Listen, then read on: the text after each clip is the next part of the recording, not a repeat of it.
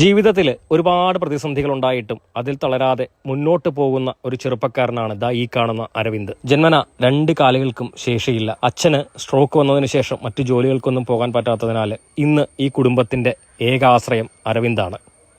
ഓൺലൈനായിട്ട് മുണ്ട് വിൽപ്പനയാണ് ഇപ്പോൾ ഈ ചെറുപ്പക്കാരൻ ചെയ്യുന്നത്.